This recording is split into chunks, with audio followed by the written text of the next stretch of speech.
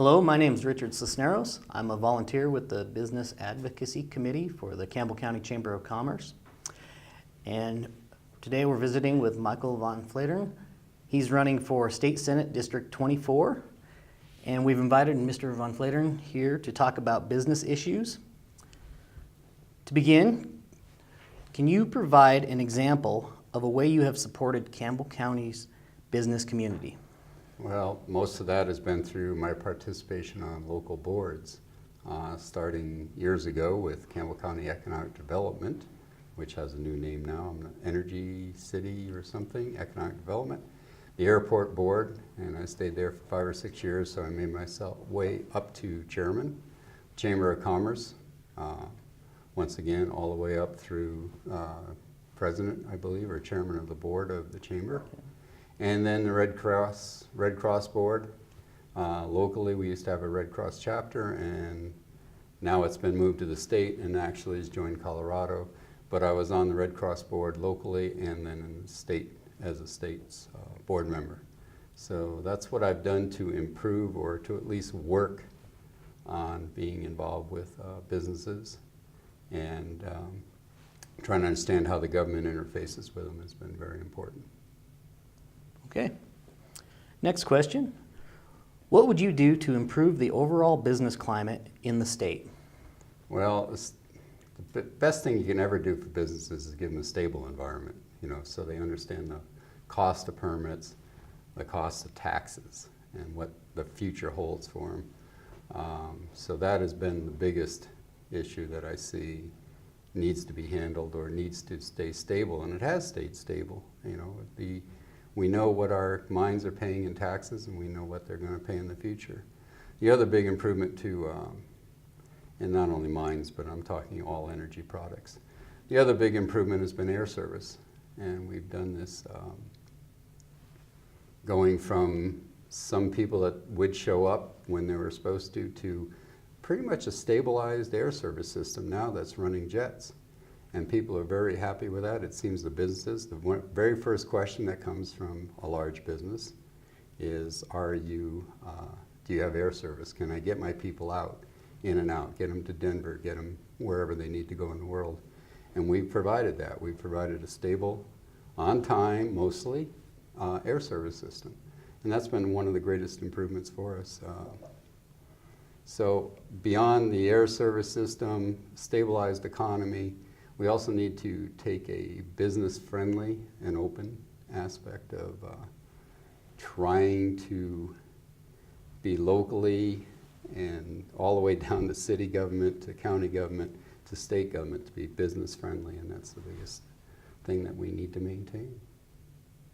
Okay. One final question. What is your vision for Wyoming in the next 3 to 5 years? And as an elected official, what actions can you take to make that vision possible?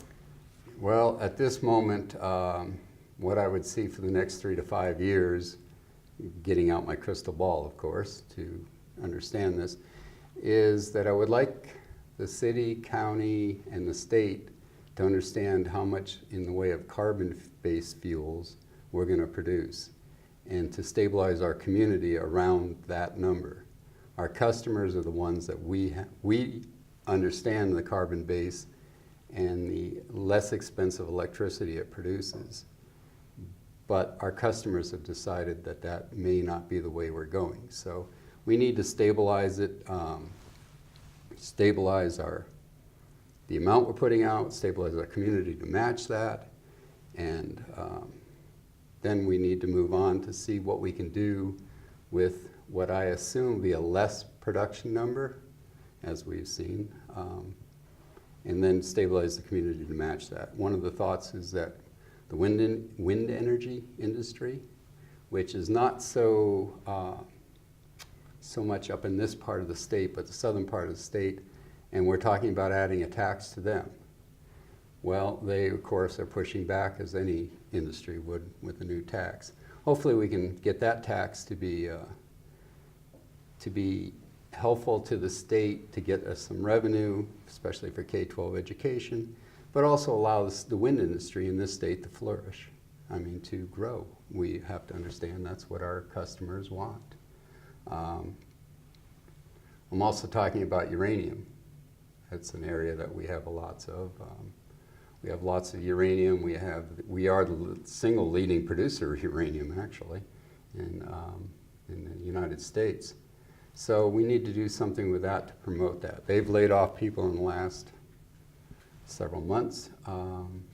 So we need to nationally get uranium more accepted. It is the cleanest energy you can produce. They will argue about the waste product. Well, maybe that's something the state can take on. Our permitting process right now for waste is not that great. We have put a high permitting fee on there. This was done during the Governor Sullivan era. I think we need to relook at that, create an industry that'll put a lot of Wyomingites to work, get a heck of a revenue source for the state and the local governments. And that would be my biggest vision for the future. The other one would be to appropriate the correct amount of money to our community colleges. They're the ones that are going to carry the burden of re-educating people. And that someday to be able to boast that Wyoming's got the best educated workforce. Okay, thanks, Michael.